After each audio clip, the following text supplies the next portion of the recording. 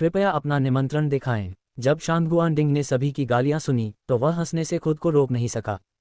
उसकी मुस्कुराहट ने उसे और भी अधिक सुंदर बना दिया तथा उसने वहां उपस्थित सभी महिलाओं को मंत्रमुग्ध कर दिया। शांगुआनडिंग एक रोमांस उपन्यास के दबंग सीईओ की तरह था। जियानजिंग र को शांगुआन को यहां लाने का पछतावा हुआ। उसे विला में ही इंतजार करने देना चाहिए था। शांगुआनडिंग वास्तव में बहुत सुंदर था, हालांकि जियानजिंग र को उसमें बिल्कुल भी दिलचस्पी नहीं थी। दरवाजे पर खड़े सुरक्षा गार्ड ने उन दोनों को रोका और कहा, कृपया अपना निमंत्रण दिखाओ। आसपास के सुरक्षा गार्डों ने भी जियानजिंग र को देखा। इस बार जो लोग आए थे वे सभी डेमन प्रांत के प्रसिद्ध लोग थे। वे या तो सूचीबद्ध कंपनियों के सीईओ थे या प्रमुख व्यक्ति थे। जियानजिंग र साधारण कपड़े पहने हुए थी और उसके पास अभी तक कार नहीं थी, इसलिए निश्चित रूप से उस पर संदेह किया गया। सुरक्षा गार्ड की बात समझते हुए शांगुआनडिंग ने गुस्से से कहा, एक मामूली सुरक्षा गार्ड की हिम्मत कैसे हुई कि वह इतना घमंडी हो। जब सुरक्षा गार्ड ने शांगुआनडिंग को देखा तो उसने मुस्कुराते हुए सम्मानपूर्वक कहा, सर, हमारे पास कोई विकल्प नहीं है, ये नियम है। शांगुआनडिंग ने उचित कपड़े पहने हुए थे और उनका व्यक्तित्व दबंग था। ये स्पष्ट था कि वह कोई साधारण व्यक्ति नहीं था। शांगुआनडिंग और जियानजिंगार बिल्कुल अलग थे। जियानजिंग र ने निमंत्रण निकाला और शांति से कहा, ये रहा। सुरक्षा गार्ड ने उसे छीन लिया और ठंडे स्वर में कहा, अगर यह नकली है तो हमें सजा देने का दोष मत दो, हम तुम्हें सड़क पर फेंक देंगे। इतना कहते ही सुरक्षा गार्ड ने निमंत्रण पत्र खोल दिया। वह तुरंत अचंभित रह गया। सुरक्षा गार्ड ने अविश्वास से उसकी सावधानीपूर्वक जांच की। अन्य सुरक्षा गार्डों को उसकी मुद्रा देखकर आश्चर्य हुआ, इसलिए वे देखने के लिए झुके। जब सुरक्षा गार्डों ने निमंत्रण देखा तो वे अचंभित रह गए। काफी देर बाद आखिरकार उन्हें होश आया। सभी सुरक्षा गार्ड तुरंत ही बहुत सम्मानजनक दिखने लगे और यहां तक कि जियानजिंगर को भी सावधानी से देखने लगे। सुरक्षा गार्ड ने तुरंत कहा, मिस, मुझे अपनी अशिष्टता के लिए खेद है, कृपया उदारता दिखाएं और मेरे स्तर तक न गिरें। फिर उन्होंने सम्मानपूर्वक जियानजिंग र को निमंत्रण लौटा दिया। जियानजिंग एर ने कुछ नहीं कहा और शांगुआनडिंग को अंदर ले आया। सभी लोग उलझन में जियानजिंगर को देख रहे थे। उनमें से कई लोगों के पास निमंत्रण नहीं था और वे सुबह होने से पहले यहां आने का इंतजार कर रहे थे, इस उम्मीद में कि उन्हें अंदर जाने का मौका मिलेगा। जियानजिंग र एक साधारण व्यक्ति की तरह दिख रही थी, लेकिन उसके हाथ में एक निमंत्रण था, इसलिए सुरक्षा गार्ड बहुत सम्मानजनक तरीके से उसका सम्मान कर रहे थे, जैसे कि वह कोई बड़ी हस्ती हो। कुछ लोगों ने हंगामा मचाना शुरू कर दिया और चिल्लाने लगे, ये स्पष्ट है कि लड़की गरीब है, उसके पास कोई शक्ति या प्रभाव नहीं है, इसलिए उसे निमंत्रण मिलना असंभव है, उसका निमंत्रण शायद नकली है। एक सुरक्षा गार्ड ने तुरंत कहा, यह असली है। न केवल यह असली है, बल्कि यह कोई साधारण निमंत्रण भी नहीं है। इस पर यंग मास्टर झांग और ली परिवार के मुखिया के हस्ताक्षर हैं। ऐसे केवल 10 निमंत्रण हैं। अभी अभी आई महिला वीआईपी थी। सुरक्षा गार्ड की बात सुनकर सभी चुप हो गए। जियानजिंग र पहले ही चैरिटी भोज में प्रवेश कर चुका था और उसने भीड़ में हो जुनलाई और हो शियाओयू को देखा। वहां एक और व्यक्ति था, लियू जिना। इस समय लियूशिन र हो जुनलाई के पास बैठी थी और उससे बात कर रही थी। हो जुनलाई ने केवल सिर हिलाया और कुछ नहीं कहा। हो जुनलाई लियूशिन एर से बहुत नफरत करता था, लेकिन कंपनी की खातिर उसके पास अजीब तरीके से उसके साथ जाने के अलावा कोई विकल्प नहीं था। हो जुनलाई ने कल रात जो कुछ हुआ उसके कारण नीलामी में भाग लेने का निर्णय लिया। कल रात लियूशिन सीधे हो परिवार के घर गई। उसने हो जुनलाई को बताया कि यह नीलामी झांग परिवार द्वारा आयोजित की गई थी, जो राजधानी से थे, और ली परिवार द्वारा तैयार की गई थी, जो शंघाई से थे। उसने उससे कहा कि अगर वह इस बार ली परिवार के साथ पक्षपात कर सकता है तो ली परिवार और हो परिवार के बीच सहयोग और निवेश निश्चित रूप से कोई समस्या नहीं होगी। हो जुनलाई के लिए यह एक दुर्लभ अवसर था। हो जुनलाई ने इस अवसर का लाभ उठाने के लिए लगभग 60 मिलियन युआन जुटाने हेतु काफी प्रयास किया। हो जुनलाई ने मूल रूप से अपना सारा पैसा इस परियोजना में लगा दिया था। लगभग 60 मिलियन युआन निकाल पाना पहले से ही अधिकतम था। लियूशिन एर ने भी जियानजिंग एर को देखा। उसकी आंखों में हत्या की नीयत भरी हुई थी और वह मजाक कर रही थी, जियानजिंग एर जैसा भिखारी भी अंदर क्यों आया। लियू जिना की इच्छा थी कि वह अब जियानजिंगर को मार सके। वह अच्छी तरह जानती थी कि वह जियानजिंग र की मृत्यु के बाद ही हो परिवार की बहू बन सकती है। ये सुनकर कि जियानजिंग र भी अंदर आए है, हो जुनलाई उसकी ओर देखे बिना नहीं रह सकी। हालांकि जब उसने शांगुआनडिंग को जियानजिंग एर के बगल में देखा तो हो जुनलाई की आंखों में एक कड़वी नजर दिखाई दी और वह थोड़ा हिचकिचाया। जब लियूशिना ने शांगुआनडिंग को देखा तो वह लगभग लार टपकाने लगी। क्योंकि हो जुनलाई अभी भी उसके पास थी, लियूशिन र ने अनिच्छा से अपनी नज़र हटा ली। हालांकि उसकी कामुक निगाहें बहुत ही विवेकपूर्ण थीं, फिर भी हो जुनलाई ने इसे देख लिया। इससे हो जुनलाई को लियूशिन र से और भी अधिक घृणा हो गई। हो शियाओयू ने कहा, भाई इसके झांसे में मत आओ। जियान जिंग र ने जानबूझकर तुम्हें ईर्ष्यालु बनाने के लिए एक सुंदर आदमी को यहाँ लाया है। अगर तुम ईर्ष्या करोगी तो तुम जियान जिंग र के जाल में फंस जाओगी। हो जुनलाई ने परवाह न करने का नाटक किया और कहा, मेरा अब उससे कोई लेना देना नहीं है। इसमें ईर्ष्या की क्या बात है। हालांकि उसने ऐसा कहा, फिर भी हो जुनलाई को थोड़ा दुख हुआ। हो शियाओयू ने खुश होकर कहा, बहुत बढ़िया भाई, तुमने इस पर बहुत सोच विचार किया है। हो जुनलाई ने बात करना बंद कर दिया। वह अपनी बेचैनी नहीं दिखाना चाहता था। वह नहीं चाहता था कि किसी को पता चले कि वह ईर्ष्यालु है। वह नहीं चाहता था कि जियान जिंग र को उसकी ईर्ष्या का पता चले। जब जियान जिंग एर ने हो जुनलाई को देखा तो उसने अपनी नज़रें वापस लेने से पहले उसकी ओर देखा। शांगगुआनडिंग ने उत्सुकता से पूछा, क्या वह आदमी आपका रिश्तेदार है? जियान जिंगर ने गहरी सांस ली और कहा, हमने अभी अभी तलाक लिया है। वह मेरा पूर्व पति है। ये पहली बार था जब जियान जिंग र ने पूर्व पति शब्द कहा था। शांगगुआनडिंग के चेहरे पर मुस्कान आ गई जब वह धीरे धीरे जियान जिंग र के पास पहुंचा और उसके कंधों को गले लगाया। जियान जिंग र ने भौहें सिकुड़ते हुए पूछा, आप क्या करना चाहते हैं? शांगगुआनडिंग ने मुस्कुराते हुए कहा, बेशक मैं आपके पूर्व पति को नाराज करने में आपकी मदद कर रहा हूं। जियान जिंगार तुरंत शांगगुआनडिंग को दूर धकेलने के लिए पहुंचे। शांगगुआनडिंग ने जियान जिंग एर की आंखों में देखते हुए कहा, तुम मुझे दूर नहीं धकेलोगे। जियान जिंग एर ने तुरंत ही अपना काम रोक दिया और अंततः शांगगुआनडिंग को उसे गले लगाने दिया। जियान जिंगार को अंदर से कड़वाहट महसूस हुई। हालांकि जियान जिंग र को नहीं पता था कि वह क्यों सहमत हुई। शायद वह वास्तव में हो जुनलाई को नाराज करना चाहती थी। ऐसा लग रहा है कि जियान जिंगर अभी भी हो जुनलाई को जाने नहीं दे सकती, वरना वह ऐसी बचकानी हरकत क्यों करती। लियूशिन र ने कहा, मुझे उम्मीद नहीं थी कि जियान जिंग र इतनी बदचलन होगी। उसने कुछ ही दिनों में एक अमीर आदमी को अपने जाल में फंसा लिया। सौभाग्य से हो जुनलाई ने उसे छोड़ दिया। ऐसी औरत को रखना मुश्किल है। हो शियाओयू ने कहा, भाई बहन शिन एर से ही कह रही है। अगर तुम्हें पत्नी चाहिए तो तुम्हें बहन शिन एर जैसी ही कोई लड़की ढूंढनी होगी। बहन शिन एर एक अच्छी महिला हैं। भाई आप वाकई भाग्यशाली हैं कि आप उनसे शादी कर पाए। हो जुनलाई को कुछ भी सुनाई नहीं दे रहा था कि दूसरे क्या कह रहे हैं। उसका दिमाग गड़बड़ा गया था। लियूशिन एर के पास झांग परिवार के चैरिटी भोज में जियान जिंग एर पर हमला करने की हिम्मत नहीं थी, लेकिन वह जियान जिंग एर को अपमानित करने का यह मौका नहीं छोड़ना चाहती थी। लियूशिन एर ने अपना शाम का गाउन ठीक किया और जियान शिन एर की ओर चली गई। जब वह करीब आई तो लियूशिन र के चेहरे पर मुस्कान थी और उसने पूछा, जियान तुम एक बेकार की चीज़ हो जो जीवित रहने के लिए पुरुषों को बहकाने पर निर्भर थी। तुम झांग परिवार द्वारा आयोजित चैरिटी भोज में भाग लेने के लिए कैसे योग्य हो? जियान जिंग र ने तुरंत जवाब दिया, अगर मैं कचरा हूं तो तुम क्या हो? तुम कचरे से भी बदतर हो। लियूशिन र गुस्से में थी। जियान शिन र की हिम्मत कैसे हुई उसे कूड़े से भी बदतर कहने की। जियान जिंग र ने ठंडे स्वर में कहा, क्या मैंने कुछ गलत कहा?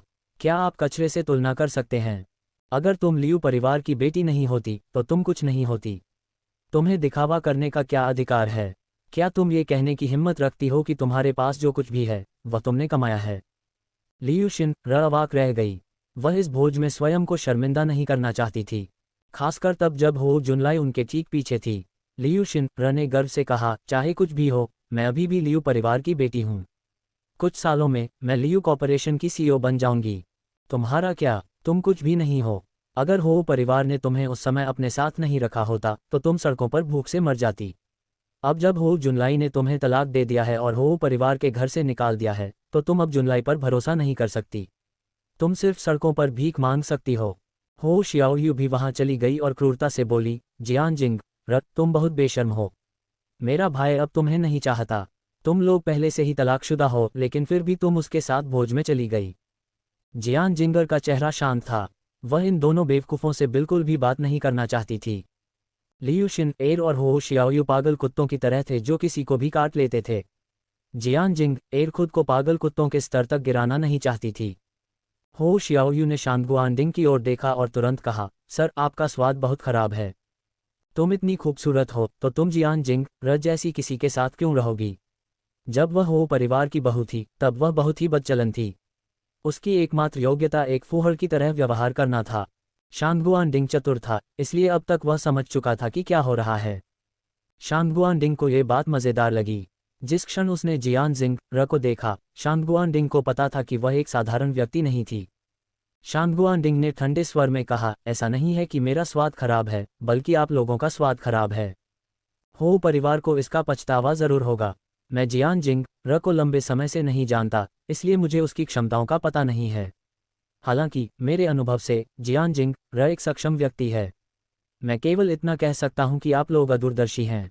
वह आप लोगों की श्रेणी से बाहर है।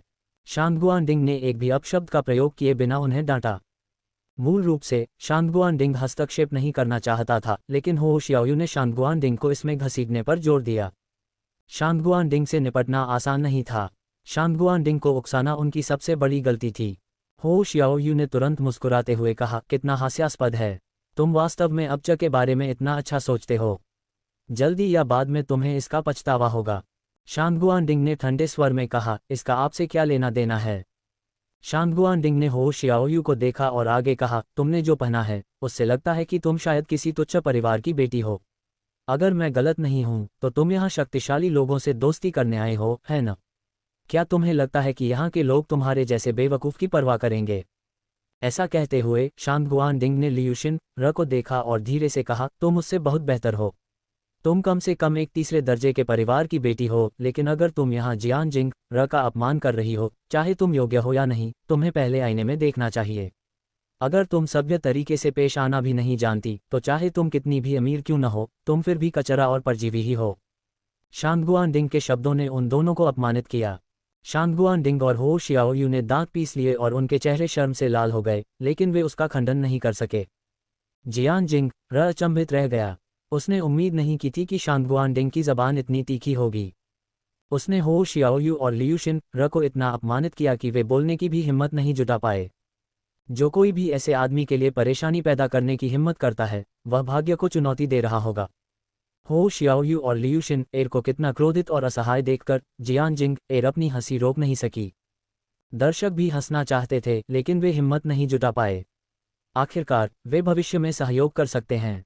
वे लियूशिन को नाराज नहीं कर सकते थे, इसलिए वे इसे सहन कर सकते थे। जियान जिंग ने हो जुनलाई के हाव भाव देखने की कोशिश नहीं की। वह शांगुआनडिंग के साथ आगे की पंक्ति में चली गई और पहली पंक्ति में बैठ गई। जैसे ही जियान जिंग बैठा, सभी लोग उसकी ओर देखने लगे। कुछ लोग हैरान थे, कुछ लोग उपहास करने लगे। हो जुनलाई और लियूशिन ने देखा। ये सामान्य बात थी। आखिरकार पहली पंक्ति में कोई भी नहीं बैठ सकता। झांग परिवार द्वारा दान भोज आयोजित करते समय हमेशा एक नियम रहा है। प्रतिभागी की स्थिति और शक्ति जितनी अधिक होगी, उनकी सीट आगे की ओर उतनी ही निकट होगी। लियूशिन केवल बीच में बैठ सकती थी। हो जुनलाई पीछे बैठा था। जैसे ही जियान जिंग आए, उसने बाकी सभी को पीछे छोड़ दिया। ये सीट प्रतिष्ठा का प्रतीक थी। उनमें से कई लोग कानाफूसी करने लगे। सामने की सीट पर सिर्फ वीआईपी ही बैठ सकते हैं। वह तो हो परिवार द्वारा छोड़ा गया कूड़ा कचरा है। उसकी हिम्मत कैसे हुई वहां बैठने की? ये सही है, ये लड़की दिखावा करने की कोशिश कर रही होगी। नहीं, वह तो बस बड़ी हस्ती होने का नाटक कर रही है। ... हर कोई लगातार जियान जिंग के बारे में चर्चा करता रहा। लियूशिन भी ठंडी मुस्कान के साथ मुस्कुराए। वह भी जियान जिंगर को अपमानित करना चाहती थी, लेकिन वह सफल नहीं हुई। इसके बजाय उसने खुद को शर्मिंदा कर लिया। अब जबकि अवसर सामने आ गया था, वह सुरक्षा गार्डों को जियान जिंग से निपटने के लिए कह सकती थी। कुछ देर सोचने के बाद लियूशिन उठ खड़ी हुई और बाहर चली गई। कुछ ही देर बाद लियूशिन सुरक्षा गार्डों के एक समूह के साथ अंदर आया। सुरक्षा दल के नेता का चेहरा उग्र भाव से भरा था। लियूशिन ने जियान जिंग की ओर इशारा करते हुए सुरक्षा कप्तान से कहा, उस कुतिया ने कार्यक्रम स्थल में खलल डाला। वह जगह वीआईपी लोगों के लिए है। वह तो हो परिवार द्वारा फेंका गया कूड़ा कचरा है, तो उसकी हिम्मत कैसे हुई वहां बैठने की? वह तो बस भोज के नियमों की अनदेखी कर रही है और परेशानी खड़ी कर रही है। हालांकि यह कोई बड़ी बात नहीं थी। लियूशिन चीजों को उड़ाने के लिए हंगामा खड़ा करना चाहता था। ये सबसे अच्छा होगा यदि झांग परिवार को इसके बारे में पता चल जाए और वे जियान जिंगर को दंडित करें। सुरक्षा प्रमुख को निमंत्रण के बारे में पता नहीं था, इसलिए उसने जियान जिंगर को गुस्से से देखा और कहा, तुम्हारी हिम्मत कैसे हुई भोज में खलल डालने और नियम तोड़ने की? अभी बाहर निकल जाओ, वरना मुझे निर्दयी होने का दोष मत दो। जियान जिंग ने ऐसा अभिनय किया जैसे उसने उसकी बात नहीं सुनी। वह अच्छी तरह जानती थी कि लियूशिन र सब कुछ उड़ा देना चाहता था। हालांकि इससे कोई फर्क नहीं पड़ा। अगर मामला तूल पकड़ता तो बदकिस्मत लोग जियान जिंग र नहीं बल्कि लियूशिन र और ये सुरक्षा गार्ड होते। ये तो बताने की जरूरत ही नहीं है कि अगर जियान जिंग र ने पूरे भोज स्थल को नष्ट भी कर दिया तो भी कौन कुछ कहने की हिम्मत करेगा। बिना ऊपर देखे जियान जिंग र ने शांति से कहा, तुम मुझे चले जाने के लिए कहने के लायक नहीं हो। मैं आज यहाँ बैठने पर जोर देता हूँ। आपकी तो बात ही छोड़िए, अगर झांग और ली परिवारों से कोई आता भी है तो मैं उन्हें गंभीरता से नहीं लूंगा। उसके ऐसा कहते ही सभी लोग तुरंत हंस पड़े। सबकी नज़रों में जियान जिंग र एक मामूली व्यक्ति था जो शेखी बघार रहा था। लियूशिन र ने व्यंग्य करते हुए कहा, कुतिया, क्या तुम्हें अपनी क्षमता से ज्यादा काम करने का डर नहीं है? तुम खुद को क्या समझती हो? ली परिवार और झांग परिवार, तुम तो उनके जूते उठाने के भी लायक नहीं हो। कौन परेशानी पैदा करने की हिम्मत करता है? लियूशिन र देखना चाहती थी कि जियानशिन र इस मामले को कैसे सुलझाएगा। सुरक्षा कप्तान समय बर्बाद नहीं करना चाहता था। अगर उन वीआईपी लोगों ने ये देख लिया तो अच्छा नहीं होगा, इसलिए उसने अपने अधीनस्थों को हाथ हिलाकर इशारा किया। 10 से अधिक सुरक्षा गार्ड आगे बढ़े और जियान जिंग र को घेर लिया तथा उसे बाहर फेंकने की योजना बनाने लगे। हालांकि जियान जिंग र शांत रहा। ये स्पष्ट था कि लियूशिन र और सुरक्षा कप्तान पहले ही एक समझौते पर पहुंच चुके थे। अन्यथा इतने छोटे मामले के लिए इतने सारे लोगों को आने की कोई ज़रूरत नहीं थी। जियान जिंगर को इस बात का डर नहीं था कि मामला बिगड़ जाएगा। चूंकि वे लोग परेशानी खड़ी करना चाहते थे, इसलिए वह उनके साथ खेलती रही। अचानक भीड़ के पीछे से एक आवाज़ आई, क्या हो रहा है? सभी लोग तुरंत पीछे मुड़े, फिर अपने पीछे वाले व्यक्ति के लिए रास्ता बनाया। ये ली परिवार का युवा स्वामी लीकुन था। जब लीकुन प्रकट हुए तो कई लोग उनका अभिवादन करने के लिए आगे बढ़े, मानो वे पग हों जिन्होंने अपने स्वामी को देख लिया हो। लीकुन ने इन लोगों को नज़रअंदाज किया और आगे बढ़ गया। जब लियूशिन र ने देखा कि यह लीकुन है तो वह तुरंत आगे बढ़ी और बोली, भाई ली, तुमने मुझे क्यों नहीं बताया कि तुम आ रहे हो? मैं तुम्हारा स्वागत कर सकती थी। लीकुन ने गहरी सांस ली और उदासीनता से कहा, मैं जल्दी में आया था, इसलिए मेरे पास समय नहीं था। अभी भी बहुत सारे काम करने हैं, खासकर जब से बूढ़े आदमी ने मुझे झांग परिवार के इस चैरिटी भोज में मदद करने के लिए बुलाया है। समय बहुत कीमती है। वे दोनों वहीं खड़े होकर कुछ देर तक बातें करते रहे। शांगगुआनडिंग ने जियान जिंग र को देखा और मुस्कुराते हुए कहा, मुझे डर है कि इस बार हम वास्तव में मुसीबत में हैं। जियान जिंग र केवल मुस्कुराई, लेकिन एक शब्द भी नहीं बोली। इस तरह की परेशानी कोई बड़ी बात नहीं थी। लियूशिन र ने आग में घी डालते हुए लीकुन को गुस्सा दिलाने की कोशिश की, भाई ली, तुम समय पर आ गए। यहाँ एक दिखावटी कुतिया है जिसने भोज के क्रम को बिगाड़ दिया है। हमें उसे सबक सिखाना होगा, अन्यथा भविष्य में ली परिवार को कौन गंभीरता से लेगा। लियूशिन एर की चाल काफी क्रूर थी। ये सुनकर लीकुन क्रोधित हो गया। लीकुन पीछे खड़ा था और वह केवल जियान जिंग र की पीठ देख सकता था, इसलिए वह उसे पहचान नहीं सका। लीकुन गुस्से से मेरे पास आया और बोला, कौन सा कमीना इतना घमंडी होने की हिम्मत करता है? मैं उसे आज ही मार डालूंगा। सभी ने जियान जिंग र को ऐसे देखा जैसे वह मृत मांस हो और चर्चा करने लगे। लीकुन निर्दयी होने के लिए मशहूर है। जिसने भी लीकुन को उकसाया, अंत में उसकी हालत दयनीय हो गई। ये लड़की बहुत घमंडी और असंवेदनशील है। लीकुन अब गुस्से में है। ये लड़की बर्बाद हो चुकी है। भले ही लीकुन उसे न मारे, लेकिन वह उसे तकलीफ देगा। जब लीकुन जियान जिंग र से कुछ कदम दूर था, जियान जिंग र ने मुड़कर लीकुन को देखा। लीकुन दंग रह गया जब उसने देखा कि यह जियान जिंग र थी। लीकुन थोड़ा डर भी गया था। उसने उम्मीद नहीं की थी कि लियूशिन एर जियान जिंग एर के बारे में बात करेगी। थोड़ी देर बाद लीकुन को होश आ गया। सुरक्षा कप्तान आगे बढ़ा और जियान जिंग र की ओर इशारा किया, युवा मास्टर ली, ये लापरवाह कुतिया है। थप्पड़। लीकुन ने सुरक्षा प्रमुख को थप्पड़ मारा। सुरक्षा प्रमुख दंग रह गए। बाकी सभी लोग भी अचंभित थे। ये सब की उम्मीदों से परे था। क्या लीकुन को जियान जिंगर को सजा नहीं देनी चाहिए थी? इसके बजाय उसने सुरक्षा कप्तान को क्यों मारा? लीकुन ने ठंडे स्वर में पूछा, बताओ, वास्तव में क्या हुआ था? सुरक्षा कप्तान ने इसे छिपाने की हिम्मत नहीं की और तुरंत कहा, यह एक वीआईपी सीट है, लेकिन ये लड़की यहाँ बैठी थी। मैंने उसे जाने के लिए कहा, लेकिन वह नहीं मानी, इसलिए मैंने किसी को उसे बाहर निकालने के लिए कहा। जब लीकुन ने यह सुना तो वह तुरंत समझ गया। थप्पड़। लीकुन ने अपना हाथ उठाया और सुरक्षा प्रमुख के चेहरे पर फिर से थप्पड़ मारा। दोनों थप्पड़ एक ही तरफ पड़े, इसलिए सुरक्षा प्रमुख का चेहरा तुरंत सूज गया। इस समय सुरक्षा प्रमुख को अभी भी यह नहीं पता था कि उन्हें थप्पड़ क्यों मारा गया था। लीकुन ने सीधे कहा, यह सीट विशेष रूप से चमत्कार डॉक्टर जियान के लिए आरक्षित है। यदि चमत्कार डॉक्टर जियान यहाँ नहीं बैठते हैं तो क्या आप यहाँ बैठने के योग्य हैं? उसे उपदेश देने के बाद ली कुन ने जल्दी से जियान जिंग र को सम्मानपूर्वक देखा और कहा, चमत्कारी डॉक्टर जियान, ये ली परिवार का सम्मान है कि आप व्यक्तिगत रूप से यहाँ हैं। हर कोई दंग रह गया। वे सभी लोग भयभीत लग रहे थे। पूरा भोज स्थल शांत था। अभी अभी सभी ने सोचा कि जियान जिंगर एक बड़ी हस्ती होने का नाटक कर रही है, इसलिए वह वहां बैठने चली गई। उन्हें उम्मीद नहीं थी कि ली परिवार ने जियान जिंगर के लिए विशेष रूप से यह सीट तैयार की थी। हर किसी को यह बात हैरान कर रही थी कि ली परिवार एक अनजान व्यक्ति को वीआईपी की तरह क्यों मान रहा था। उन्हें और भी ज्यादा हैरानी इस बात से हुई कि ली परिवार का युवा मालिक वास्तव में जियान जिंगर का इतना सम्मान करता था। अगर उन्होंने आज अपनी आंखों से यह न देखा होता तो कोई भी इस पर यकीन नहीं करता।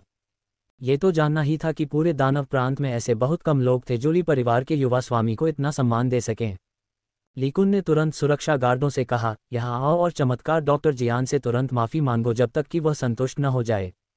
एक दर्जन सुरक्षा गार्ड तुरंत जियान जिंग र के सामने खड़े हो गए और सम्मानपूर्वक कहा, चमत्कारी डॉक्टर जियान, हमें खेद है। जियान जिंग र ने एक शब्द भी नहीं कहा। वह चुपचाप अपना पानी पीती रही। ली कुन बता सकता था कि जियान जिंगर संतुष्ट नहीं थी। ली कुन ने गुस्से से कहा, अपने आप को थप्पड़ मारो। तुम तभी रुक सकते हो जब चमत्कार डॉक्टर जियान ऐसा कहे। दर्जन भर सुरक्षा गार्ड तुरंत असहाय नजर आए। सुरक्षा कप्तान को अच्छी तरह पता था कि जिस व्यक्ति को उसने इस बार अपमानित किया है वह बहुत शक्तिशाली होगा। बचने के लिए उसने तुरंत खुद को थप्पड़ मारने का बीड़ा उठा लिया। कुछ ही मिनटों में सभी सुरक्षा गार्डों के चेहरे सूज गए। हालांकि उन्होंने फिर भी रुकने की हिम्मत नहीं की और खुद को थप्पड़ मारना जारी रखा। जियान जिंग र चुप रही और पानी पीती रही। लियू शिन एर की अभिव्यक्ति काली पड़ गई। इतनी सारी परेशानियों के बाद भी वह जियान जिंगर को परेशानी में नहीं डाल पाए। इसके बजाय उसने सुरक्षा कप्तान को नुकसान पहुंचाया। लियू शिन र इस बात से बहुत हैरान थी कि ली कुन जियान शिन र के प्रति इतना सम्मान क्यों रखता था। काफी देर तक सोचने के बाद भी वह इसका पता नहीं लगा सकी। हो जुनलाई और हो शियाओयू भी बहुत आश्चर्यचकित थे। इस समय जियान जिंगर ने कहा, ठीक है, यह कोई बड़ी बात नहीं है, चलो इसे यहीं छोड़ देते हैं। ऐसा नहीं था कि जियान जिंगर नर्म दिल की थी, बल्कि उसके अंदर मर्यादा का भाव था। चाहे कुछ भी हो, उसे ली परिवार के मुखिया का चेहरा दिखाना था। यदि ऐसा ही चलता रहा तो दान भोज समय पर आयोजित नहीं हो सकेगा। इस बार जियान जिंग र दीर्घायु जैद के लिए आया था। ली कुन ने तुरंत सुरक्षा गार्डों से कहा, चमत्कारी डॉक्टर जियान दयालु हैं और उन्होंने आपकी जान बख्श दी है, इसलिए जल्दी से उनका धन्यवाद करें। सुरक्षा कप्तान और 10 से अधिक सुरक्षा गार्डों ने तुरंत कहा, आपकी उदारता के लिए धन्यवाद, चमत्कारी डॉक्टर जियान। ली कुन ने डांटा, जल्दी करो और बाहर निकलो। इस डर से कि जियान जिंग र उन्हें सबक सिखा देगा, सुरक्षा गार्ड तुरंत भाग गए। ली कुन ने सुरक्षा गार्डों से निपटने के बाद महसूस किया कि जियान जिंगर अभी भी असंतुष्ट थी। वह जानता था कि अभी भी एक व्यक्ति ऐसा था जिसके साथ निपटा नहीं गया था। वह लियू शिन र था। ली कुन ने तुरंत कहा, डॉक्टर जियान, मैं लियू शिन र को नहीं छोड़ूंगा, चिंता मत करो। ये कहते हुए ली कुन ने लियू शिन र को भोज से बाहर बुला लिया। जियान जिंग र बेवकूफ नहीं थी। वह जानती थी कि ली कुन लियू शिन र को छोड़ देगा। इससे पहले जब ली कुन ने कहा था कि वह लियू शिन र से छुटकारा पाना चाहता है, जियान जिंग एर पहले से ही समझ गई थी कि ली कुन केवल उसे खुश करने के लिए ऐसा कह रहा था। जियान जिंग र उसे बेनकाब नहीं करना चाहती थी। लियू शिन र को ऐसे ही मारना बहुत उबाऊ था। जियान जिंग र ने लियू शिन र के साथ खेलने की योजना बनाई और लियू शिन र को ये बताने की कोशिश की कि निराशा कैसी होती है। दूसरी तरफ ली कुन लियू शिन र को बाहर ले आया और तुरंत कहा, आज के चैरिटी भोज में आपको परेशानी पैदा करने की अनुमति नहीं है, अन्यथा मैं आपकी रक्षा नहीं कर पाऊंगा। लियू शिन र ने उत्सुकता से पूछा, भाई कुन, क्या हो रहा है? तुम उस कुतिया से क्यों डरते हो? जियान जिंग र ली कुन ने केवल इतना कहा, ऐसी कई चीजें हैं जो मैं तुम्हें बताऊं तो भी तुम नहीं समझ पाओगे। मुझे अभी भी कुछ जरूरी काम करना है, इसलिए मुझे जाना होगा। ली कुन ने कुछ और नहीं कहा और जाने के लिए मुड़ गया। लियू शिन र केवल ली कुन को जाते हुए देख सकती थी। हालांकि उसे अभी भी विश्वास नहीं था कि जियान जिंग र एक बड़ा शख्स है, क्योंकि लियू शिन र ने पहले ही किसी को जियान जिंग र की जांच करने के लिए कहा था। उसने बस यही सोचा कि ली कुन को जियान जिंग र ने धोखा दिया है। लियू शिन एर ने उपहास किया और चैरिटी भोज स्थल में पुनः प्रवेश करने के लिए मुड़ी। ये देखकर कि लियू शिन र ठीक थी, जियान जिंग र ने उपहास किया। वह सही थी। लियू जिंगार और ली कुन वास्तव में करीब थे। शांगुआनडिंग ने जियान जिंग र को देखा और उदासीनता से कहा, मुझे उम्मीद नहीं थी कि तुम्हारे पास इतनी प्रभावशाली क्षमताएं होंगी। मैं तुम्हारे बारे में और अधिक उत्सुक हो रहा हूँ। मैं कई लोगों को देख सकता हूँ, लेकिन मैं तुम्हें नहीं देख सकता। ऐसा लगता है कि तुम पर धुंध की एक परत है जो तुम्हें बहुत रहस्यमयी बनाती है। जियान र मुस्कुराया, लेकिन कुछ नहीं कहा। वहाँ कोई नहीं था जो जियान र को देख सकता था। कभी कभी तो जियान र खुद को भी नहीं देख पाती थी। इस समय मेजबान मंच पर आया और सभी से कहने लगा, सब लोग इस भोज के आयोजक का तालियों से स्वागत करें। उनके मंच पर आने से पहले ही सभी लोग जोर जोर से तालियां बजा रहे थे। वे सभी जानते थे कि आयोजक झांग परिवार से था। जल्द ही सूट पहने एक अलग सा दिखने वाला आदमी मंच पर आया। वह जियान र के लगभग बराबर उम्र का था। वह आदमी बहुत सुंदर था, लेकिन उसके चेहरे पर एक अलग सा आभा और तीखी निगाह थी जिससे लोग डर जाते थे। ये व्यक्ति संत झांग का पोता झांग जुन था। झांग जुन एक बहुत ही योग्य व्यक्ति था। वह राजधानी के व्यापारिक जगत में एक किंवदंती था और व्यापार करने के लिए ही पैदा हुआ था। संत झांग अक्सर इस बात पर अफसोस जताते थे कि वह भी अपने पोते जितना सक्षम नहीं था। अब झांग परिवार के कारोबार का एक हिस्सा झांग जून को सौंप दिया गया। शांगगुआनडिंग की पहचान। जब मंच के नीचे खड़े लोगों ने देखा कि यह झांग जून है तो वे आश्चर्यचकित हो गए। मुझे उम्मीद नहीं थी कि झांग परिवार झांग जून को आने देगा। ये सही है, भले ही हम किसी भी चीज़ पर सफलतापूर्वक बोली न लगा पाएं, लेकिन चूंकि हम उसे अपनी आंखों से देख पाए थे, इसलिए यहाँ आना सार्थक था। मैं व्यापार जगत के दिग्गज झांग जून से मिलने के लिए बहुत उत्साहित हूँ। कई लोगों ने नीलामी के दौरान अच्छा प्रदर्शन करने का मन बना लिया था। यदि वे झांग जून की स्वीकृति प्राप्त कर सकें और उनसे मित्रता कर सकें तो न केवल ये गर्व की बात होगी, बल्कि इससे उन्हें और भी अधिक लाभ होगा। हो जुनलाई और लियूशिन अब और शांत नहीं बैठ सके। लियूशिन र को उम्मीद नहीं थी कि झांग परिवार झांग जून को आने देगा। केवल जियान र ही शांत रही। जब झांग जून ने जियान को देखा तो वह मुस्कुराया और उसकी ओर सिर हिलाया। लियूशिन जियान के पीछे बैठी थी। ये सोचकर कि झांग जून उसका अभिवादन कर रहा है, वह तुरंत आश्चर्य से खड़ी हो गई। जवाब देने का तरीका न जानते हुए उसने सिर झुकाया। बैठने के बाद लियूशिन र ने बहुत ही आत्मसंतुष्ट होकर कहा, मुझे उम्मीद नहीं थी कि झांग जून मुझे जानेंगे। ये बहुत सम्मान की बात है। लियूशिन र ने हॉर जुनलाई को आत्मसंतुष्ट भाव से देखा और धीरे से कहा, जुनलाई, ये सब खत्म होने के बाद मैं झांग जुन से आपकी कंपनी के बारे में बात करूंगी। मुझे लगता है कि वह आपको मेरे कारण हरी झंडी दे देंगे। जब हो जुनलाई ने यह सुना तो उसे तुरंत सुखद आश्चर्य हुआ। हो जुनलाई ने कृतज्ञतापूर्वक कहा, धन्यवाद मिस लियू। लियूशिन र ने कहा, जुनलाई, इतना विनम्र होने की कोई ज़रूरत नहीं है। ऐसा लगता है कि हम बहुत दूर हैं। मैंने तुम्हें पिछली बार कहा था कि मुझे मिस लियू मत कहो, मुझे शिन र कहो। लियूशिन ने हॉर जुनलाई को धीरे से देखा। हॉर जुनलाई चुप हो गया, लेकिन अंततः मुस्कुराने को मजबूर हो गया। जियान र ने अचानक शांगगुआनडिंग को देखा और पूछा, झांग जून भी राजधानी से है, क्या आप उसे जानते हैं? शांगगुआनडिंग की आंखें चमक उठीं और उसने उदासीनता से कहा, मैं उसे नहीं जानता। आप कौन हैं? झांग जून जैसा व्यक्ति भी आपको नमस्कार करता है। जियान ने मुस्कुराते हुए कहा, मैं बस एक बेकार बहू हूं जिसे हो परिवार से बाहर निकाल दिया गया था। क्या तुम्हें यह नहीं पता? बेशक शांगगुआनडिंग को इस पर विश्वास नहीं हुआ।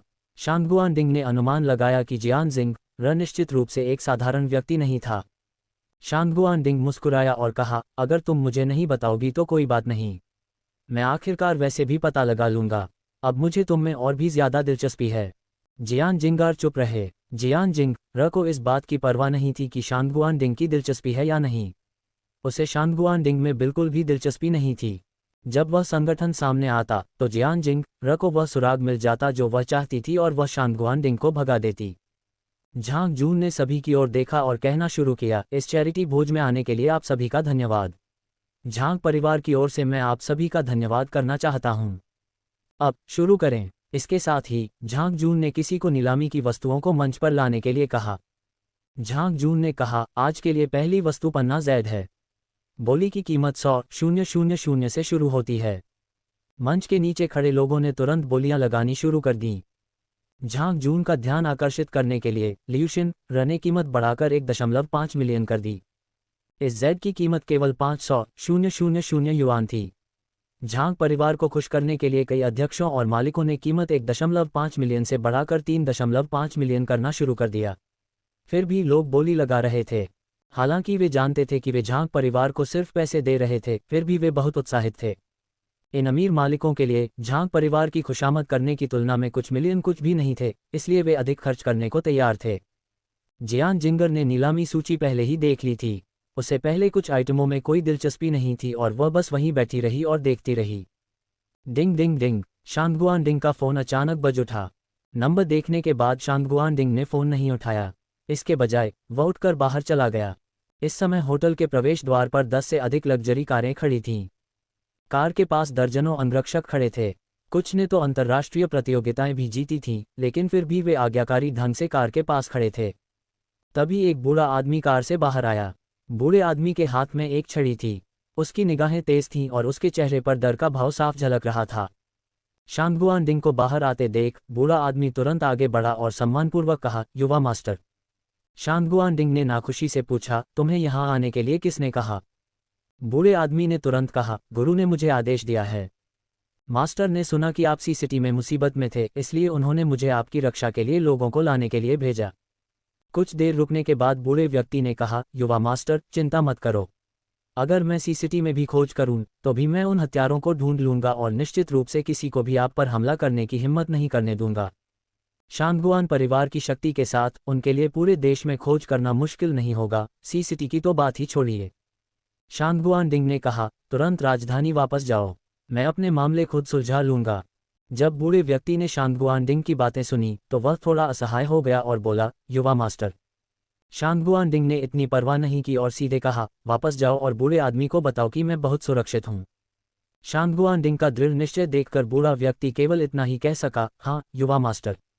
शांगगुआन डिंग ने आगे कहा, वैसे मुझे भविष्य में शांगगुआन परिवार को सी सिटी में दिखाई न देने दें। मुझे पीछा किया जाना पसंद नहीं है। बूढ़े आदमी ने सिर हिलाया। फिर बूढ़ा आदमी अपने आदमियों के साथ चला गया। बूढ़ा आदमी ज्यादा दूर नहीं गया। शांगगुआन डिंग की रक्षा करना उनका कर्तव्य था।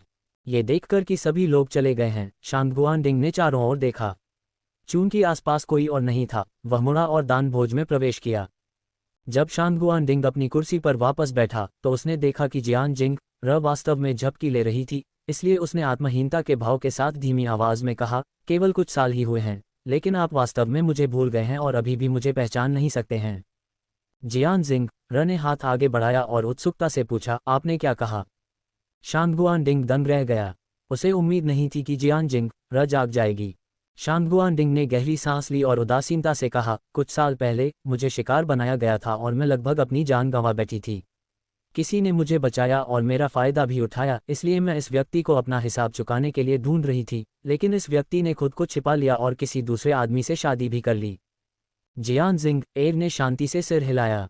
जियान जिंग की प्रतिक्रिया देखकर शांगगुआन डिंग थोड़ा असहाय हुआ, लेकिन फिर उसे राहत महसूस हुई। जब शांगगुआन डिंग ने जियान जिंग को फिर से देखा तो उसने देखा कि वह वास्तव में फिर से झपकी लेने लगी थी। असहाय होकर शांगगुआन डिंग ने पानी का एक घूंट लिया और समय समय पर हो जुनलाई की ओर देखा। हो जुनलाई को यह भी एहसास हुआ कि शांगगुआन डिंग समय समय पर उसे जांचता रहता था, इसलिए उसने केवल सिर हिलाया और चेहरे पर थोड़ी कड़वाहट के साथ मुस्कुराया। 1 घंटे बाद 50 से अधिक वस्तुएं खगोलीय कीमतों पर नीलाम कर दी गईं। लियू शिन ने किसी भी चीज के लिए बोली नहीं लगाए। उसने झांग जून का ध्यान आकर्षित करने के लिए हर बार जानबूझकर कीमत बढ़ा दी। लियू शिन की विधि बहुत प्रभावी थी। झांग जून ने लियू जिना पर ध्यान नहीं दिया। हालांकि झांग जून ने लियू जिना को नजरअंदाज कर दिया। ऐसे बहुत से लोग थे जो झांग परिवार का पक्ष लेना चाहते थे। लियू शिन के तरीके ने झांग जून को तिरस्कार का एहसास कराया। झांग जून ने शांति से कहा, नीलामी अब शुरू होती है। दीर्घायु जेड के लिए शुरुआती बोली 100,000 है। सभी की नज़र में यह जेड पेंडेंट सबसे कम मूल्यवान वस्तु थी। हालांकि अभी भी लोग बोली लगा रहे थे। लियू शिन बोली लगाने वाली पहली व्यक्ति थीं। उन्होंने सीधे कहा, 500,000। लियू शिन ने जब कीमत घोषित कर दी तो वह झांग जून की ओर सिर हिलाना नहीं भूली। झांग जून ने उसकी उपेक्षा की। लियू शिन की कीमत चिल्लाने के बाद सभी ने हार मान ली।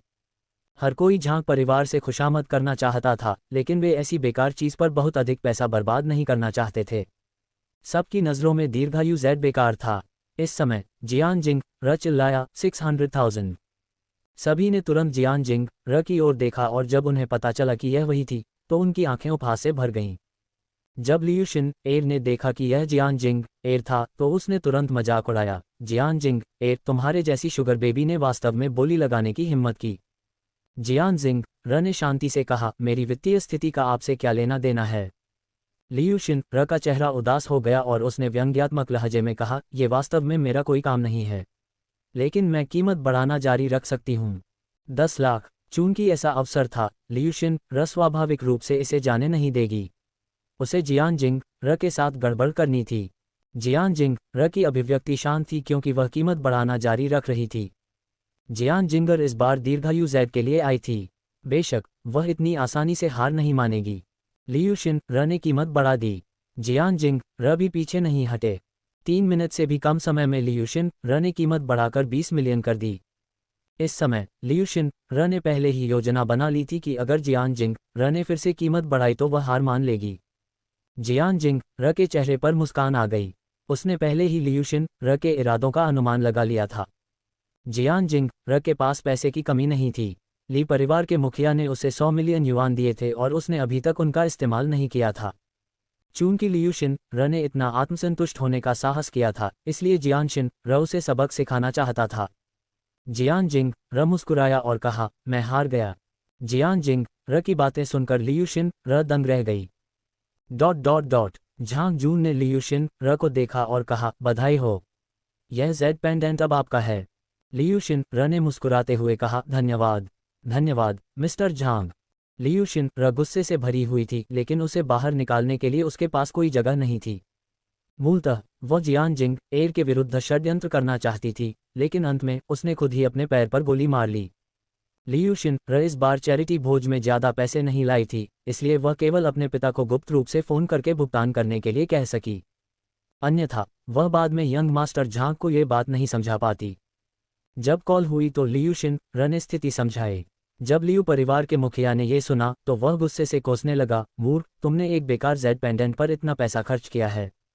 क्या तुम्हें लगता है कि इससे झांग परिवार खुश होगा? कितना बेवकूफ़ है। ... हालांकि लियू परिवार के मुखिया ने लियू शिन र को गुस्से में डांटा। गाली देने के बाद भी उसने किसी से पैसे ट्रांसफ़र करने को कहा। लियू शिन र को पैसे मिलने के बाद वह अपनी पिछली सीट पर वापस आ गई, जैसे कि कुछ हुआ ही न हो। अभी अभी हर कोई जियान जिंग र को ऐसे देख रहा था जैसे वह कोई मूर्ख हो। अब वे लियू शिन र को ऐसी नज़र से देख रहे थे। जो लोग इसमें भाग ले सकते थे वे सभी समझदार लोग थे। वे सभी जानते थे कि भले ही वे झांग परिवार का पक्ष लेना चाहें, लेकिन इसकी एक सीमा है। झांग परिवार को खुश करने का मतलब सिर्फ पैसा खर्च करना नहीं था। नीलामी अभी भी पूरे जोरों पर थी। निम्नलिखित वस्तुओं में से कई की शुरुआती कीमत बहुत कम थी और वस्तुएं बहुत साधारण थीं, इसलिए कोई भी ऊंची कीमत पर बोली लगाना नहीं चाहता था। जियान जिंग र को पता था कि यहाँ खजाने हैं, इसलिए उसने 5 से 6 खजाने की बोली लगा दी। ये वस्तुएं देखने में बहुत साधारण लगती थीं, लेकिन अपेक्षाकृत मूल्यवान थीं। जियान जिंग र ने इन सभी के लिए बोली लगाने हेतु कुल 3 मिलियन युआन का ही उपयोग किया था। ये चीज़ें कम से कम कुछ 100 मिलियन युआन में बेची जा सकती हैं। भोज समाप्त होने के बाद सभी लोग चले गए। जियान जिंग र भी जाना चाहता था। जैसे ही वे नीलामी घर के प्रवेश द्वार पर पहुंचे, लियू शिन एर ने जियान जिंग एर को रोक दिया। लियू शिन एर ने जियान जिंग एर को गुस्से से देखा और दांत पीसते हुए कहा, जियान जिंग एर, क्या तुम जीने से थक गए हो? तुमने मेरे खिलाफ साजिश रचने की हिम्मत कैसे की? लियू शिन र ने एक जर्ज जैद का टुकड़ा खरीदने के लिए बहुत सारा पैसा खर्च किया था। वह क्रोधित थी और जानबूझकर जियान जिंग र के लिए परेशानी खड़ी करने के लिए यहाँ इंतजार कर रही थी। साथ ही वह वो जुनलाई के सामने अपनी गरिमा पुनः प्राप्त कर सकती थी। जियान जिंगर ने व्यंग्य करते हुए कहा, कितना हास्यास्पद है। जब आप जानते हैं कि यह बेकार है तो आपने इस पर इतनी जुनूनी बोली क्यों लगाए? आप मेरे खिलाफ साजिश करना चाहते थे लेकिन खुद ही फंस गए। अब आप मुझे दोषी ठहराना चाहते हैं। लियू परिवार की बेटी वाकई बेशर्म है। जैसे ही जियान जिंग र ने बोलना समाप्त किया, आसपास के लोग हंसने लगे। लियू शिन एर की अभिव्यक्ति काली पड़ गई। यह मामला लियू शिन र के लिए बहुत अपमानजनक था। इस समय झांग जून कार्यक्रम स्थल से बाहर चला गया और सभी को देखा। अंत में उसने लियू शिन र को देखा। लियू शिन र ने सोचा कि झांग जून विशेष रूप से उसे ढूंढने आया है और वह बहुत उत्साहित थी। लियू शिन र तुरंत आगे बढ़ी और सम्मानपूर्वक कहा, युवा मास्टर झांग, मैंने हमेशा आपकी प्रशंसा की है। अगर आपको कोई आपत्ति न हो तो मैं आपके स्वागत के लिए भोजन और शराब की एक मेज़ मंगवा दूंगी। झांग जून ने लियू शिन र को तीखी नज़र से देखते हुए ठंडे स्वर में कहा, स्वागत पार्टी की कोई ज़रूरत नहीं है। मिस जियान को वह जेड पेंडेंट बहुत पसंद आया। मैंने उसे मिस जियान को देने का फैसला किया है। क्या आपको कोई आपत्ति है? लियू शिन र दंग रह गई। देखने वाले भी दंग रह गए। लियू शिन र के बोलने की प्रतीक्षा किए बिना झांग जून ने जेड पेंडेंट जियान शिन र को सौंप दिया। जियान जिंग र ने इसे स्वीकार कर लिया। जब लियू शिन र को होश आया तो वह बहुत क्रोधित थी।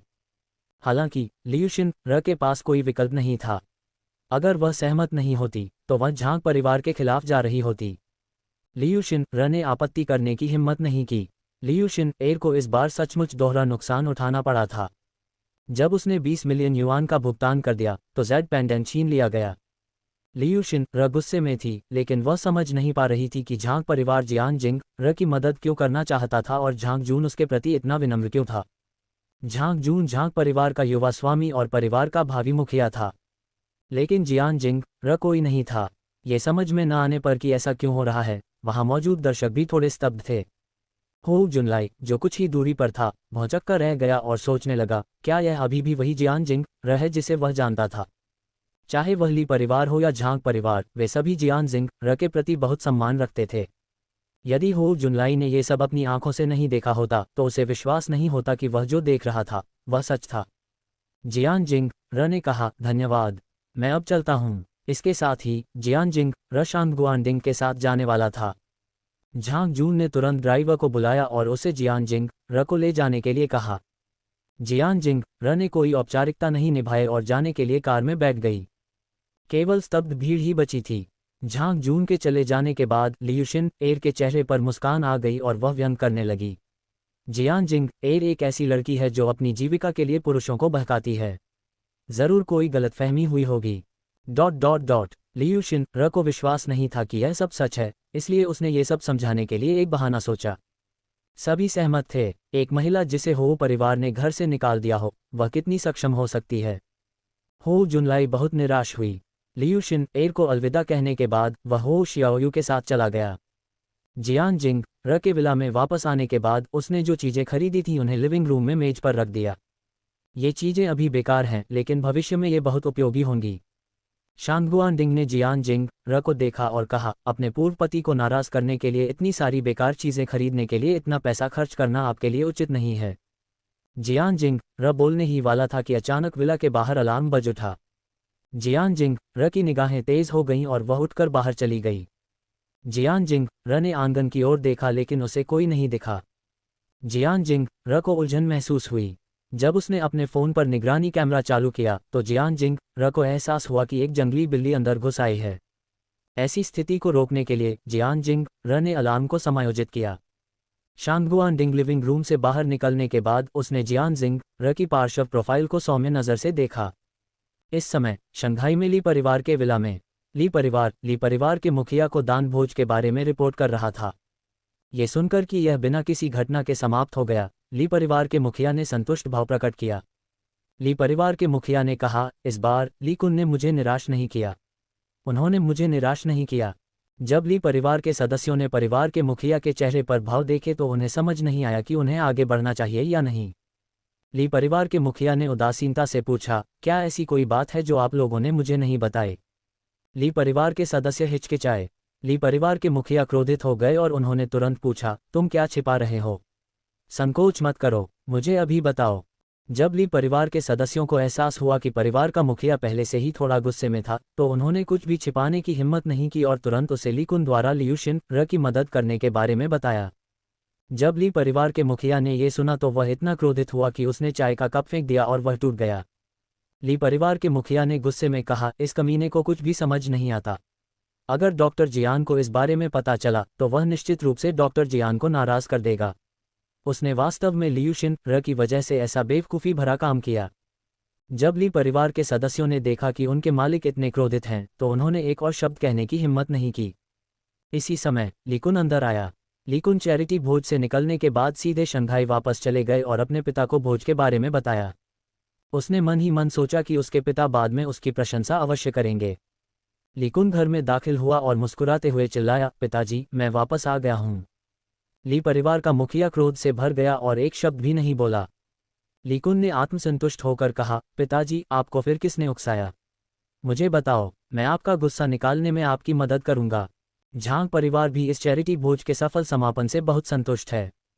ली परिवार के मुखिया ने सख्ती से डांटा, मूर्ख, ऐसा कहने की तुम्हारी हिम्मत कैसे हुई? तुम बेकार हो। तुम्हें दिव्य डॉक्टर जियान और लियूशिन र के बीच के रिश्ते के बारे में साफ साफ पता है, लेकिन फिर भी तुम लियूशिन र की मदद करने की हिम्मत करते हो। क्या तुम पागल हो? अपने पिता की बातें सुनकर ली कुन ने उदासीनता से कहा, तो इसी बात पर आपको गुस्सा आया? लियूशिन एर ने पहले भी मेरी सेवा की है और मेरे साथ उसके अच्छे संबंध हैं, इसलिए मैंने उसकी मदद की। जहां तक जियान जिंग एर की बात है, दादाजी पहले ही ठीक हो चुके हैं। अब उसके बारे में परेशान होने की कोई ज़रूरत नहीं है। ये सुनकर ली परिवार का मुखिया और भी क्रोधित हो गया। अपने पिता को चुप देखकर ली कुन ने सोचा कि उसके पिता भी सहमत हैं और उसने आगे कहा, जियान जिंगर के पास कोई शक्ति या प्रभाव नहीं है। वह हमारे लिए पूरी तरह से बेकार है। थप्पड़। ली परिवार के मुखिया ने ली कुन के चेहरे पर थप्पड़ मारा। जैसे ही ली परिवार का मुखिया ली कुन को सबक सिखाने वाला था, एक नौकर जल्दी से ऊपर से नीचे भागा और चिल्लाया, बुरी खबर है। बूढ़ा आदमी अब और नहीं टिक सकता। ये सुनकर ली परिवार का मुखिया तुरंत घबरा गया। उसके पास ली कुन से निपटने का समय नहीं था, इसलिए वह पलटा और ऊपर की ओर भागा। जैसे ही वह घर में दाखिल हुआ तो उसने देखा कि बूढ़े व्यक्ति को बहुत खून की उल्टियां हुई थीं और वह बेहोश हो गया था। ली परिवार के मुखिया ने गुस्से से चिल्लाकर कहा, आखिर हुआ क्या? नौकर ने पीला चेहरा बनाकर कहा, बूढ़े आदमी को शराब की लत लग गई है। उसने चुपके से थोड़ी शराब पी ली और ली परिवार के मुखिया की अभिव्यक्ति अत्यंत कुरूप थी। जियान जिंग र के जाने से पहले उसने बार बार कहा था कि बूढ़ा आदमी शराब नहीं पी सकता, नहीं तो उसकी पुरानी बीमारी फिर से उभर आएगी। बूढ़े मास्टर ली पहले ही ठीक हो चुके थे, लेकिन शराब की लत के कारण वह फिर से ऐसे हो गए। लीकुन ऊपर की ओर भागा और बूढ़े व्यक्ति की हालत देखकर दंग रह गया। ली परिवार के मुखिया ने लीकुन को देखा और गुस्से से दहाड़ते हुए कहा, अभी सी सिटी जाओ और चमत्कारी डॉक्टर जियान को वापस बुलाओ। अगर तुम नहीं बुला सकते तो वापस आने के बारे में भूल जाओ। लीकुन असहाय दिख रहे थे। ली परिवार के मुखिया कांप उठे और दहाड़ते हुए बोले, तुम अभी भी यहाँ क्यों हो? चले जाओ। लीकुन ने असहाय होकर कहा, मुझे डर है कि मैं इस बार डॉक्टर जियान को आमंत्रित नहीं कर पाऊंगा। मैंने पहले भोज में लियूशिन र की मदद की थी। डॉक्टर जियान को शायद इसके बारे में पता है। ली परिवार के मुखिया ने गुस्से से कहा, अपनी गलती सुधारने का कोई उपाय सोचो। अगर तुम बूढ़े आदमी को बचाने के लिए डॉक्टर जियान को वापस नहीं बुला सकते तो मैं तुम्हें ली परिवार से बाहर निकाल दूंगा। मैं तुम्हारे जैसे बेवकूफ़ को अपने बेटे के रूप में नहीं चाहता। बहुत दूर। ली परिवार के मुखिया ने लीकुन से कहा कि अगर वह जियान जिंग र को वापस नहीं बुला सकते तो लीकुन अब ली परिवार का सदस्य नहीं रहेगा। चूंकि चीजें पहले ही इस स्थिति तक पहुंच चुकी थीं, इसलिए अपनी स्थिति की रक्षा के लिए लीकुन तुरंत सी सिटी जाकर जियान जिंग एर को आमंत्रित कर सकता था। जियान जिंग र पिछले 2 दिनों से घर पर ही थी और संगठन द्वारा किसी को भेजे जाने का इंतजार कर रही थी। हालांकि पिछले 2 दिनों से कोई खबर नहीं थी। जियान जिंग र ने हार नहीं मानी। दोपहर के समय जियान जिंग र कुछ खाने के लिए बनाना चाहती थी। जैसे ही वह भोजन कक्ष में दाखिल हुई, जियान जिंग र दंग रह गई। मेज पर सभी प्रकार के व्यंजन भरे हुए थे, जिनमें समुद्री भोजन, स्टेक और रेड वाइन शामिल थे। सिर्फ रेड वाइन की इस बोतल की कीमत 300,000 युआन से अधिक है। स्वादिष्ट व्यंजनों से भरी इस मेज की कुल कीमत कम से कम 10 लाख युआन है। शांगगुआनडिंग डाइनिंग टेबल पर बैठकर किताब पढ़ रहा था। जब उसने जियान जिंगर को आते देखा तो उसने अपने हाथ में रखी किताब नीचे रख दी और मुस्कुराते हुए कहा, मैंने सी सिटी से एक मशहूर शेफ को ये बनाने के लिए बुलाया है। इन्हें आजमा कर देखो कि ये स्वादिष्ट हैं या नहीं। जियान जिंग र पहले से ही भूख से मर रहा था। चूंकि उसने पहले ही इसे बना लिया था, इसलिए वह इसे बर्बाद नहीं कर सकती थी। जियान जिंगर कुर्सी पर बैठ गई और कुछ व्यंजनों का स्वाद लिया। वे सभी स्वादिष्ट थे। शांगगुआनडिंग ने एक निवाला खाने के बाद भौहें सिकोड़ लीं। शांगगुआनडिंग ने कहा, सी सिटी के शेफ राजधानी के शेफ जितने अच्छे नहीं हैं। उनके पाक कौशल में थोड़ी कमी है। फिर शांगगुआनडिंग ने थोड़ा सा खाने के बाद रेड वाइन पीना शुरू कर दिया। जाहिर है शांगगुआनडिंग इस भोजन से संतुष्ट नहीं था। जियान जिंग र खुद को ये पूछे बिना नहीं रह सका, क्या आप पहले भी राजधानी में हमेशा ऐसे ही खाते थे? शांगगुआनडिंग ने सिर हिलाया और कहा, ये सही है। मेरे घर पर देश का सबसे अच्छा शेफ है। हर दिन वह सभी तरह के स्वादिष्ट व्यंजन बनाता है। मैंने मूल रूप से हर तरह का व्यंजन खाया है। जियान जिंग र हैरान रह गया। हालांकि वह बता सकती थी कि शांगगुआनडिंग कोई साधारण व्यक्ति नहीं था, उसका परिवार बहुत अमीर था। इस तरह के भोजन की कीमत प्रति माह लगभग 10 लाख युआन होगी। अगर इससे भी महंगे व्यंजन हो तो इसकी कीमत कम से कम 70 से 80 लाख युआन होगी। शांगगुआनडिंग के परिवार में अकेले भोजन का बजट लगभग 100 मिलियन युआन प्रति माह था। यदि कोई साधारण परिवार प्रतिदिन इसी प्रकार भोजन करे तो वह 5-6 वर्षों में दिवालिया हो जाएगा। खाना पकाने की बात करें तो जियान जिंग र की पाक कला भी बहुत अच्छी थी। पोषण और स्वाद के मामले में उसके संतुलन की बराबरी कोई नहीं कर सकता था। जब वह हो परिवार की बहू थी तो नौकर खाना पकाते थे, इसलिए जियान जिंग र को अपनी पाक कला दिखाने का मौका नहीं मिला। शांगगुआनडिंग ने अचानक पूछा, क्या आप खाना बनाना जानते हैं? ये सवाल सुनकर जियान जिंग र को हंसी आ गई। यदि जियान जिंग र को खाना बनाना नहीं आता तो किसी के लिए भी खाना बनाना जानना असंभव था। चूंकि अब उसके पास करने के लिए कुछ नहीं था, इसलिए जियान जिंग र ने दिखावा करने की योजना बनाई। जियान जिंग र ने कहा, 10 मिनट रुको। इसके साथ ही जियान जिंग र सीधे रसोई में चली गई और अपना कौशल दिखाने के लिए तैयार हो गई। यद्यपि उसने कई वर्षों से खाना नहीं पकाया था, फिर भी उसकी पाककला में कोई कमी नहीं आई थी। 10 मिनट जल्दी ही बीत गए। जियान जिंग एर ने पौष्टिक सूप का एक बर्तन बनाया। शांगगुआनडिंग जियान जिंग र को खुद को मूर्ख बनाते हुए देखने का इंतजार कर रहा था। शांगगुआनडिंग के आने के बाद उसने जांच की और देखा कि रसोई के बर्तनों को छुआ नहीं गया था, इसलिए उसने अनुमान लगाया कि जियान जिंग र शायद खाना बनाना नहीं जानती थी। शांगगुआनडिंग ने सीधे कहा, मैं पहले ही भर चुका हूँ, आप इसे खुद खा सकते हैं। इतना कहकर शांगगुआन उठकर लिविंग रूम में चला गया। जियान जिंग र को इसकी परवाह नहीं थी। उसने ढक्कन खोलते हुए मुस्कुराए। तुरंत ही भोजन कक्ष में सुगंध फैल गई। नौकरों को गंध ने आकर्षित किया और उन्होंने मेज पर रखे टॉनिक सूप को देखा। उसी समय उन्होंने जोर से निगल लिया। जियान जिंग र ने एक कटोरा पीने के बाद महसूस किया कि इसका स्वाद ठीक है। जियान जिंग र ने दरवाजे पर खड़े नौकरों से कहा, इसे बर्बाद मत करो, आओ और इसे खत्म करने में मेरी मदद करो। जब नौकरों ने ये सुना तो वे भोजन कक्ष में भाग गए।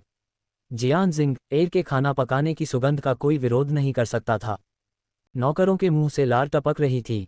जियान जिंग र मुस्कुराए और निगरानी कैमरों और अलार्म की जांच करने के लिए आंगन में चली गई। जब शांगगुआनडिंग, जो सोफे पर पढ़ रहा था, ने जियान जिंग र को बाहर जाते देखा तो उसने तुरंत अपनी किताब नीचे रख दी, गहरी सांस ली और भोजन कक्ष में भाग गया। जैसे ही वह रेस्तरां के प्रवेश द्वार पर पहुंचा, शांगगुआनडिंग ने जानबूझकर कुछ बार खांसी। जब नौकरों ने शांगगुआनडिंग को देखा तो उन्होंने तुरंत अपने कटोरे नीचे रख दिए और अपना सिर नीचे कर लिया। किसी की भी बोलने की हिम्मत नहीं हुई। शांगगुआनडिंग खुद को ये कहने से नहीं रोक सका, इसकी खुशबू बहुत अच्छी है। जैसे ही वह करीब आया, शांगगुआनडिंग उसे फिर से सूंघने के लिए आगे बढ़ा और उसे लगा कि उसके मुंह में लार टपकने वाली है। अपनी छवि की परवाह किए बिना शांगगुआनडिंग ने चेहरे पर प्रसन्नता के भाव के साथ चम्मच से एक घूंट लिया। शांगगुआनडिंग ने बचपन से ही सब कुछ खाया था, लेकिन ये पहली बार था जब उसने इतना स्वादिष्ट सूप चखा था। ... उनके आसपास के नौकरों को निगलने में तकलीफ हो रही थी। शांगगुआनडिंग ने कहा, सब लोग बाहर निकल जाओ, हर किसी को महीने के अंत में 100,000 युआन का बोनस मिलेगा। नौकर पहले तो थोड़े असंतुष्ट थे। आखिरकार वे शायद अपने जीवन में एक बार ही ऐसा स्वादिष्ट भोजन चख पाएंगे। लेकिन जब उन्होंने सुना कि 100,000 युआन का बोनस है तो वे तुरंत खुशी खुशी बाहर निकल गए।